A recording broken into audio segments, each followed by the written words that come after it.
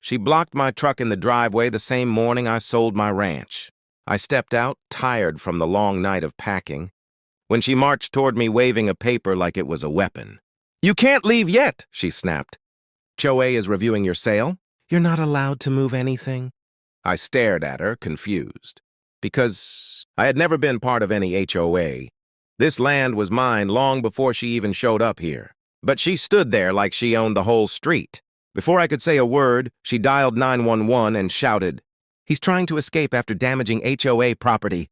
Her voice cracked with fake panic as if she was rehearsing for a drama award. Two neighbors peeked out of their doors. I stayed calm, because I knew something she didn't.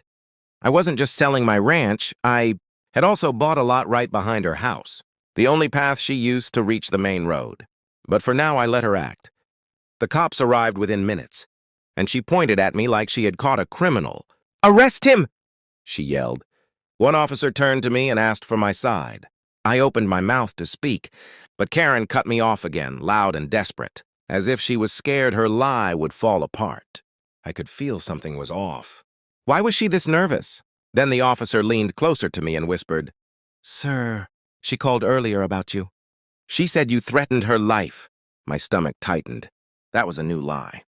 And if she was stacking lies this fast, she was hiding something big.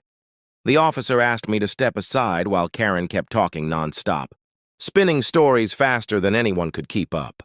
She pointed at my truck, at my tools, even at the fence, like everything proved I was dangerous. But the more she talked, the more she slipped. Her voice shook. Her hands trembled. Something wasn't confidence, it was fear.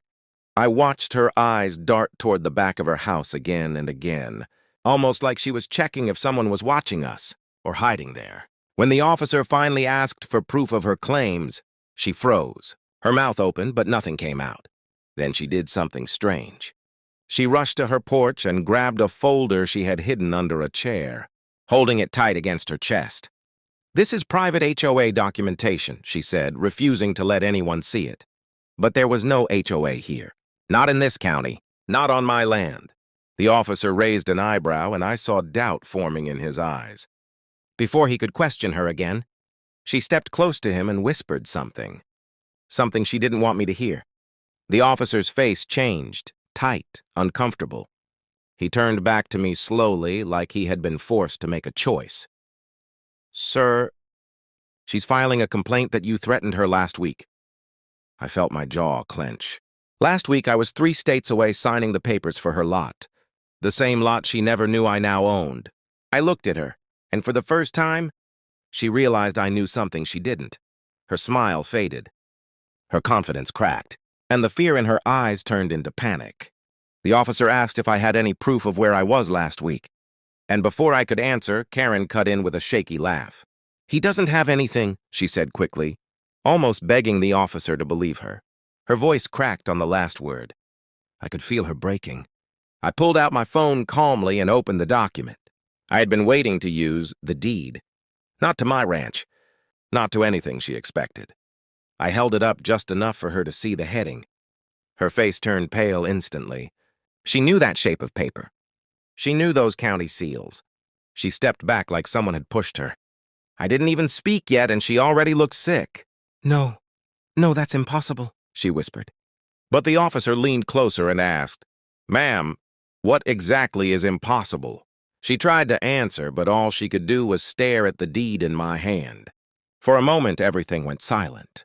Even the neighbors watching from their porches stopped breathing. Then her phone buzzed.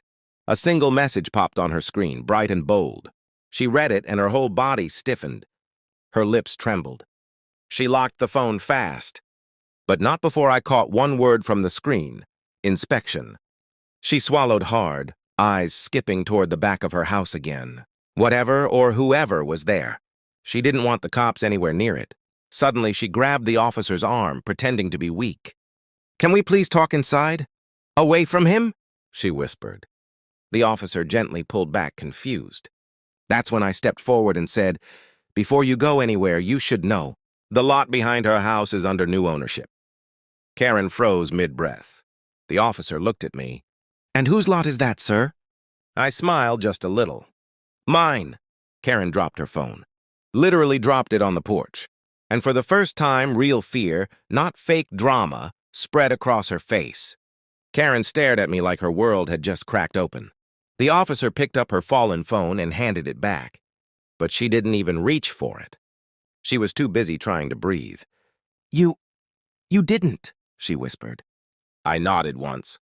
I bought the lot last week. Closed the deal while you were filing complaints about me. The officer turned to her, confused. Ma'am, why would the sale of that lot bother you? She didn't answer. She simply backed toward her door, shaking her head, whispering, No, this can't be happening. The officer stepped forward to follow her, but I spoke first. Before you go inside, you should know something else. That lot, it controls your only road access. You've been driving across my land every day. She stopped cold. Her hand tightened on the doorknob. Her breathing grew louder, faster, panicked. You can't block the road, she finally said, voice breaking. That's illegal. I raised the deed again. Not when it's private property. And not when the old owner listed it as non-essential access. You knew this. That's why you tried to stop my sale this morning. She didn't deny it. She couldn't. The officer began asking her questions. But she refused to turn around. Her body trembled. Her secrets were closing in on her. Then suddenly a loud crash came from inside her house. Something or someone had moved. The officer's hand went to his holster. Ma'am, is someone inside your home? She shook her head too fast, too many times. No, no one. It's just the wind. But the windows were closed, and everyone watching knew it. Before the officer could respond, the back door of her house slammed shut. The officer rushed past her and disappeared. Inside, while she collapsed on the porch steps, burying her face in her hands. Neighbors whispered. She was exposed, and she knew it. Minutes later, the officer came out with another man, handcuffed, silent, eyes cold. Karen gasped and tried to reach for him, but the officer held her back. Ma'am, he was hiding in your storage room. He's wanted for multiple fraud cases, and your name is all over his documents. She dropped to her knees. I was just helping him. He said he needed a place. He said he'd fix my bills. He told me to file reports on neighbors. He told me you were planning to ruin us. Her words blended into a broken cry. It all finally made sense. Her fake HOA notices, her lies, her fear. She wasn't powerful. She was desperate. And being used by someone far worse. The real police arrived, took her statement, and then placed her in the back of the squad car for obstruction and filing false reports. She didn't fight. She only looked at me through the window and whispered, Please, don't block my road. I didn't say a word. Justice didn't need noise. When the cars drove away, the officer turned to me. Sir, you handled this with patience most people don't have. I shrugged lightly. I didn't fight for this land just to lose it to lies. He nodded, understanding more than he said. He nodded, understanding more than he said, and then left. That evening, I walked to the new lot behind her house. The sun was low, the air quiet. I placed a simple wooden sign in the ground. Private property.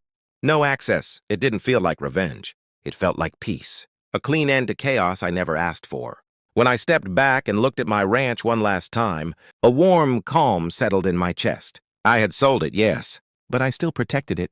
And more importantly, I protected myself. Because in this country, land means freedom. And nobody, especially not a fake HOA Karen, gets to steal that from me. The next morning, as I drove away for the final time, I glanced at her empty driveway. Quiet, still. A lesson hanging in the air.